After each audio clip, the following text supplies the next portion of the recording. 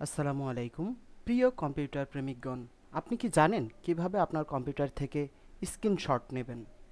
আমরা প্রতিনিয়ত কোনো না কোনো যুদ্ধে লিপ্ত থাকি।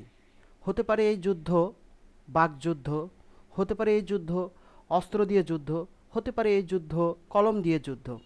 এমনকি আধুনিক বিশ্বে কম্পিউটার দিয়েও প্রতিনিয়ত নানান জনের সাথে নানানভাবে নানান রকমে যুদ্ধ করতে হয়। তো এই কম্পিউটারের স্ক্রিনশটটি এক্ষেত্রে বিশেষ গুরুত্বপূর্ণ ভূমিকা পালন করে।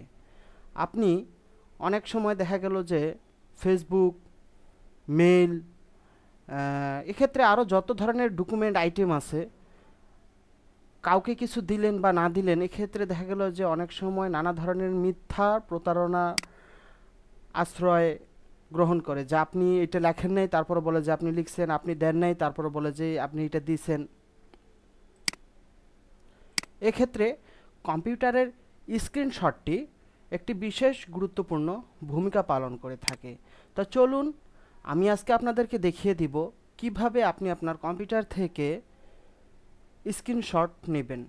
টিপসটি যদিও খুবই ছোট বা অনেকেই জানেন, কিন্তু নতুন যারা জানেন না তাদের ক্ষেত্রে এটি খুবই একটি গুরুত্বপূর্ণ ভূমিকা পালন করে। কিছুদিন আগে আমিও একটা বড় ধরনের যুদ্ধে লিপ্ত হয়েছিলাম। সে যুদ্ধে এই কম্পিউটার স্ক্রিনশটটি বিশেষ ভূমিকা পালন করেছিল। তো তখন থেকে ভাবলাম যে নতুন যারা আছে তাদের জন্যও এই টিউটোরিয়ালটি ছাড়া দরকার। তো চলুন আজকে দেখিয়ে দিই কিভাবে আপনি আপনার কম্পিউটার থেকে স্ক্রিনশট নেবেন। প্রথমে আপনাকে আসতে হবে স্টার্ট মেনুতে। স্টার্ট মেনুতে আসার পরে এই দেখেন স্নিপিং টুল, এই টুলটিকে আপনি ক্লিক করবেন। এই টুলটিকে যখন ক্লিক করবেন, দেখুন এইখানে এই যে নিউ আছে, নিউ এর ঘরে আপনি যখন দিলেন, পর্দাটা ইতিমধ্যেই কিন্তু হালকা হয়ে গেছে। পর্দাটা ইতিমধ্যেই কিন্তু হালকা ঘোলা হয়ে গেছে, তার মানে আপনি এখন যতটুকু এরিয়া সিলেক্ট করবেন ঠিক ততটুকুই কাজ করবে আপনার। এই যে আমি এখন কম্পিউটারের মাউসের বাম বাটন চেপে ধরে এভাবে টানতেছি, দেখুন এই যতটুকু টানতেছি ঠিক ততটুকুই কিন্তু এটা কাজ করবে। এই যে স্ক্রিনশট হয়ে গেছে। এবার আপনি এখানে বেশ কয়েকটা অপশন আছে, কপি করতে পারেন, কপি বলতে এটা আবার নতুনভাবে সাজাইতে পারেন। এরপরে আরও বেশ কয়েকটা টুল আছে। আচ্ছা, এগুলো আপনারা প্র্যাকটিস করে নেবেন যে কোনটার কাজ কি। এখানে কলম দিয়ে এই যে মুছা যায়, হ্যাঁ লেখা যায়, নানা ধরনের অপশন আছে। তো এটা এখন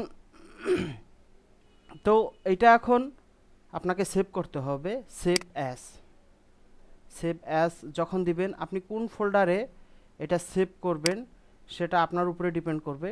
আচ্ছা, যেমন ধরুন আমি ডেস্কটপ দিলাম।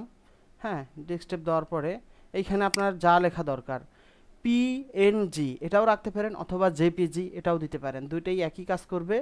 হ্যাঁ, এখানে আমি রিনেম দিলাম। আচ্ছা, রিনেমটার ক্ষেত্রে আপনাকে কি করতে হবে, আপনি যদি এটা যদি চেঞ্জ না করেন, হ্যাঁ, তাহলে দেখা গেলো যে আপনার এখানে যদি এটা রেখেই দেন, তাহলে আপনি একটার পর একটা যখন নেবেন দেখবেন যে আগেরটা কিন্তু চলে গেছে, ওই নতুন যেটা নিয়েছেন ওইটাই থাকবে। এই জন্য আপনাকে রিনেম দিয়ে আপনাকে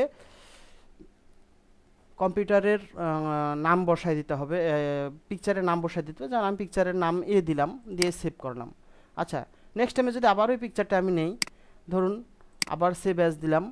সেভ অ্যাজ দেওয়ার পরে ওয়ানের পরে এবার টু দিলাম, একটা জিনিসই কিন্তু দুবার সেভ হয়ে গেল। তো এইভাবে নেবেন। তো আশা করি নতুন যারা জানেন না তাদের ক্ষেত্রে এটা ভালো লাগছে। এবং নেক্সট টিউটোরিয়ালটি আপনি দেখে রাখুন যে কিভাবে আপনার কম্পিউটার থেকে শর্টকাট ভাইরাস মুক্ত করবেন। ধন্যবাদ আমাদের সাথেই থাকার জন্য।